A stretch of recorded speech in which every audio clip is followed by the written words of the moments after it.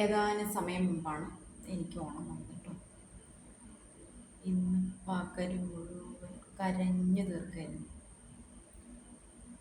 കാരണം ഒരു കുടുംബത്തിൻ്റെ നാഥയാണ് ഞാൻ. രണ്ട് മക്കളുണ്ട്, അവർക്ക് ഭർത്താക്കന്മാരുണ്ട്, പേരക്കുട്ടിയുണ്ട്. എനിക്ക് താഴെ മോള് ഗർഭിണിയാണ്. അപ്പോൾ ഈ വീട് എന്ന് പറയുമ്പോൾ ഈ വീടിൻ്റെ നാഥ ഞാനാണ്. മക്കൾ കയറി വരുമ്പോഴേ ഒന്നുമില്ലാത്തൊരവസ്ഥയിലായിരുന്നു ഞാൻ. ഏതാനും നിമിഷം മുമ്പ് വരെ എന്നെ സഹായിച്ച നല്ല മനസ്സുള്ള, പറയാൻ വാക്കുകളില്ല, അത്രയേറെ ഞാനിന്ന് സങ്കടപ്പെട്ടു. ആകെ നമുക്ക് ഓണം എന്ന് പറയുമ്പോൾ സർക്കാരിൻ്റെ ഒരു ഇത്തിരി അലവൻസ് എന്ന് പറയുന്നത് 1200 രൂപ, പിന്നെ അഡ്വാൻസ് ഒരു 6000 രൂപ,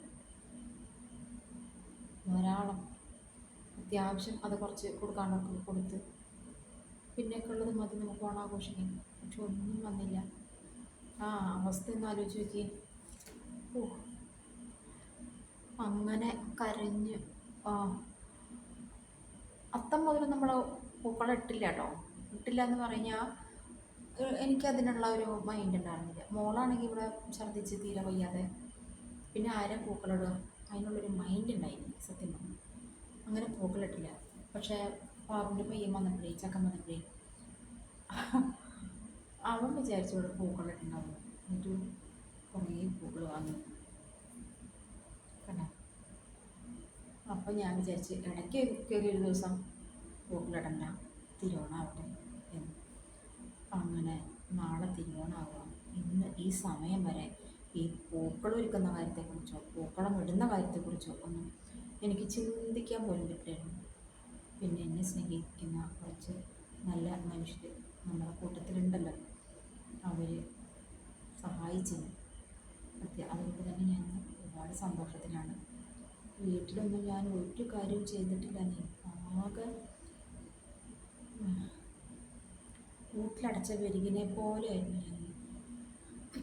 അത് എന്നെ പോലെയുള്ള അമ്മമാരാരെങ്കിലുമൊക്കെ ഉണ്ടെങ്കിൽ അവർക്ക് ചിലപ്പോൾ അത് മനസ്സിലാവും. എനിക്കൊരു ഇത്തിരി പ്രശ്നം മതി, ഭയങ്കരമായിട്ട് ഞാൻ ടെൻഷനാവും. അങ്ങനെ ഇന്നിപ്പോൾ ഈ സമയത്ത് മുൻവശത്ത് ഇറങ്ങി തിന്നയൊക്കെ തുടച്ചിട്ടുണ്ട്. ഈ നാളെ നേരം കൊടുക്കുന്നതിന് മുമ്പ് ആൾക്കാരൊക്കെ ഞായറാഴ്ചയല്ലേ പള്ളിയിൽ പോകുന്നവരെ, അവർക്ക് വരണതിന് മുമ്പ് എനിക്ക് പൂക്കണം തയ്യാറാക്കണം. എന്നിട്ട് വേണം അകത്തെ കാര്യങ്ങൾ കിടക്കാൻ. രാവിലെ എഴുന്നേക്കണം, പുലർച്ചെ എഴുന്നേറ്റ് കുളിച്ച് പെട്ടെന്ന് വയ്ക്കുന്നതിന് മുമ്പ് പൂക്കണം തയ്യാറാവും. അപ്പോൾ പള്ളിയിൽ പോകുന്നവരൊക്കെ സന്തോഷം. എപ്പോഴും ഇങ്ങനെ അറിയാമല്ലോ അവർക്ക് എൻ്റെ വീട് എപ്പോഴും ഇങ്ങനെ അടഞ്ഞ കിടക്കുക, ഞാൻ എപ്പോഴും ശോകത്തിലായിരിക്കും. ഈ മൊബൈലിൻ്റെ മുന്നിൽ വരുമ്പോൾ വീഡിയോ എടുക്കാൻ നേരത്തെ മാത്രമാണ് ഞാൻ ഇത്തിരി ഹാപ്പിയായിട്ടിരിക്കുന്നത്. അവരൊക്കെ നാളെ ഞെട്ടും എൻ്റെ പൂക്കളമായിട്ട്. അപ്പോൾ ഞാൻ ഈ പൂവൊക്കെ ഒന്ന് ഒരുക്കി വെച്ചിട്ട് കിടന്നാൽ പൂ ഒരുക്കി വെക്കണം. എനിക്ക് കുറച്ച് പാത്രങ്ങളൊക്കെ കഴുകി എടുക്കാനൊക്കെ ഉണ്ട്. ഞാനിപ്പോഴാണ് ഇങ്ങനെ ഒരു എനർജറ്റിക് ആയത്. അപ്പോൾ ഇനിയുള്ള സമയം കൊണ്ട് ഇതൊക്കെ ഒന്ന് ചെയ്ത് പൂക്കളെല്ലാം ഒരുക്കി വെച്ചാൽ പിന്നെ അടുക്കളയിലേക്ക് ഒന്ന് ചെല്ലണം. അത് കഴിഞ്ഞാൽ ഇപ്പം ഞാൻ കിടപ്പ് പാറിൻ്റെ കൂടെയാണ്. കാരണം എനിക്ക് അങ്ങനെ തോന്നി, പാറുവിനാണെങ്കിലും എൻ്റെ കൂടെ കിടക്കണം. അങ്ങനെ ഞാൻ രണ്ടുപേർക്ക് ഒന്നിച്ചാണ് കിടക്കും. അടുത്ത ദിവസം തന്നെ പാറുവിൻ്റെ അവിടുത്തെ അച്ഛനും അമ്മയും വരും.